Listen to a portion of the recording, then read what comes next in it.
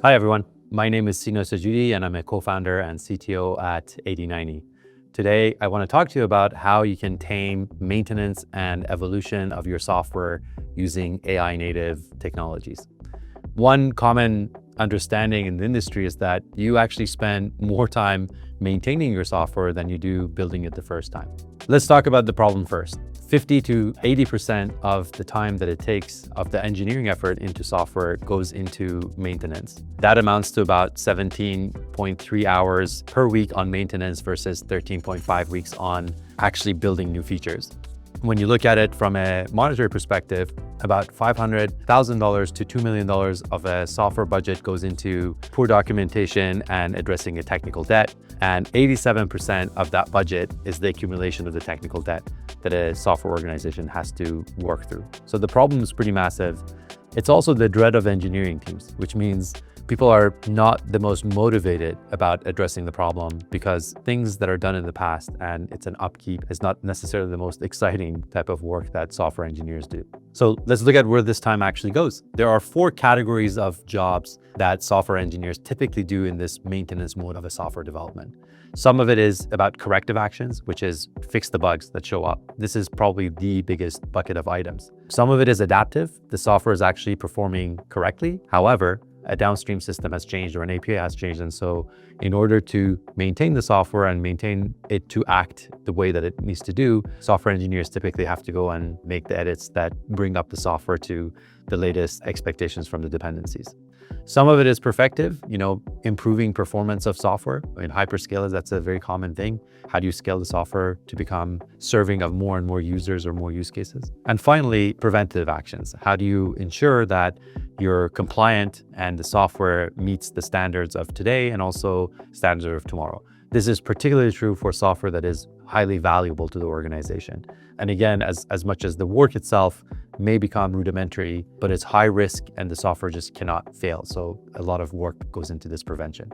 2 of the challenges with that is that there's a big documentation drift. From the time that software gets built, almost 2 months after, technical debt gets introduced and typically documentation is not maintained. And so it makes maintenance, when it's especially passed over to another team, very difficult. And the second one is that typically most of the knowledge about a piece of software is actually tribal knowledge.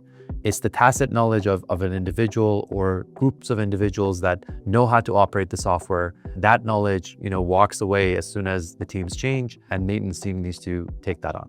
What does this mean? It means the intent is actually lost every week that the software progresses. And particularly while the software is in maintenance, when there's not as frequent deployments, the rate of loss of that knowledge actually accumulates much, much faster.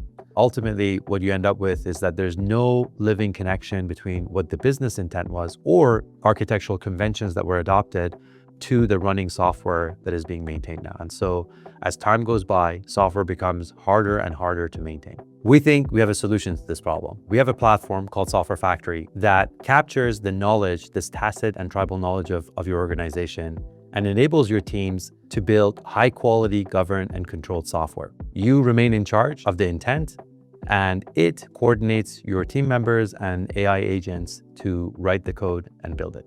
Software Factory is useful for new projects, what we call greenfield projects, but it also can be very helpful for maintenance and modernization type of projects. Maintenance and evolution is what we're thinking about. And Software Factory is really an AI native SDLC platform that comprises of 5 core functions. First, it's requirements. You provided knowledge, meeting notes, all manners of business. And what Software Factory does is it turns that into a set of concrete requirements that everyone can align on. From there, Software Factory turns that requirements into its representation of a knowledge graph and helps you generate architectural patterns and documents that we call blueprints so that your teams of engineers and architects can define how the software should be built. Finally, from that, Software Factory generates work orders, which are highly scoped units of work that can be connected to coding agents, be it in background running in the cloud or on a developer's IDE to build the code. And finally, Software Factory on the back end of it will test that code so that you can correct any functional issues and also capture the feedback of running software so it can act as a critic to the system and it loops forward. Software Factory can also work in reverse, and this is really important for maintaining software projects that are existing. You can start from a code base and using Software Factory skills and agents, extract those business requirements into the requirements module and extract architectural conventions into blueprints. So how does Software Factory help with maintenance? Well, Software Factory gives the teams a living source of truth. And this is how Software Factory as a platform can help maintain software projects. Requirements are a representation of software, the way business looks at it, and it describes the what.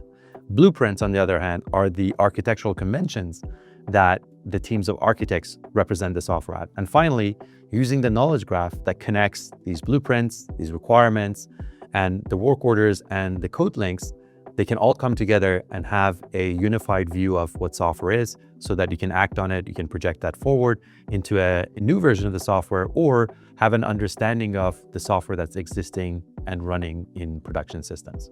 So what does this mean? It means every change that happens in the system or everything change that has happened has a bidirectional connection between intent and execution. You can change code in a repository and using the Software Factory GitHub integration, that change in code can be reflected in the blueprints in case an architectural pattern has changed, or it can be a change in the requirements in terms of the feature node that has modified and defines a new set of functionality. You can go forward in this, you can go backward in this, and what Software Factory does is it keeps this technical debt at bay because it makes sure that the intentions by the subject matter experts or the business stakeholders are always in sync with the code that is being written by AI agents or by team members. One important byproduct of this bidirectional connection between intent and execution is that validations can be focused where they matter most. When you make a change to the software, once it's connected to Software Factory and these blueprints and these requirements, the person responsible for that release now can have a very focused view of where the changes are happening from a business context and also changes that may have a wide impact on the architecture. And so not only the change itself can be looked at and modified to be minimal and to solve the problem at hand, but also where the team or the agents focus on doing the verification and validation can be held strong in one place. And what also can happen is that across the releases that happen during the maintenance project, the agents that understand the software through the Software Factory lens can ensure that the biggest and the most important features and functions of the software, according to how the business has defined it, remain intact and are constantly verified. So in this new world with Software Factory, what does maintenance look and how is it any different than before? Let's look at a few dimensions. How does bug fixing happen in the world where you don't have these connected, highly dynamic documentation with your software? Every person that needs to do that bug fix now needs to completely relearn the system and act on it with caution that they may be breaking something. In the new world, when you have a living source of truth, bug fixing becomes much simpler because you know that the system is acting on the areas that are actually important, and the business context of that bug and the code that modifies that bug are kept in sync so that the act is very scoped and the system and the learning curve for that is much, much smaller. The same applies to refactoring. When you refactor without a source of truth on the architecture, the coding agent or a person may just simply decide to take a different path of solving the problem because they weren't involved necessarily in the production of the system, or they may have forgotten.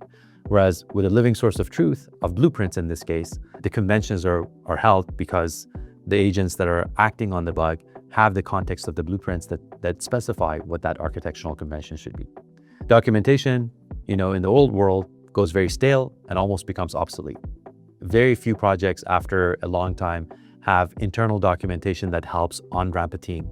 Whereas when you have a living source of truth, the documentation is automatically maintained along with the system description. Talking about tribal knowledge, in the old system, when a person walks out of the room, a developer goes away, or 50% of the development team disappears, the knowledge that they have also disappears with them. In this new world, the documentation is codified in the factory.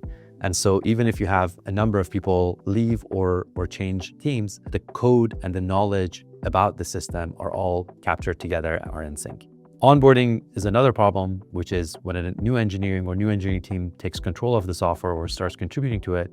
In the old days, they would have to spend weeks of reading and understanding and getting used to the code and be fearful of making mistakes because there's perhaps no conventions. Whereas in the new world, the requirements are specified, the blueprints are specified, and that makes onboarding much, much simpler for a new member of the team. This is already working. We were the founding launch partner of EY for their new product development lifecycle practice. The results that we have heard from them just adopting Software Factory internally for their internal practices has been staggering. They've found Software Factory on existing projects helps them be 70% more productive so that they can focus on where human judgment actually matters as opposed to doing rudimentary tasks.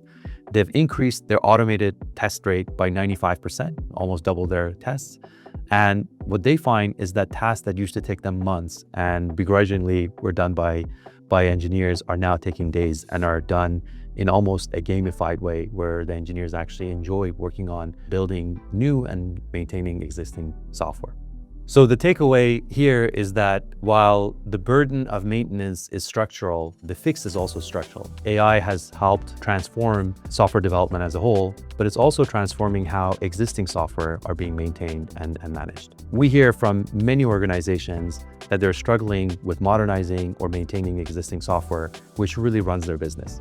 And if you're one of them, we would love to talk to you. Check out Software Factory on our website, or using our website, reach out to us and let us know how we can help maintain and evolve your software in an AI native way. Thank you.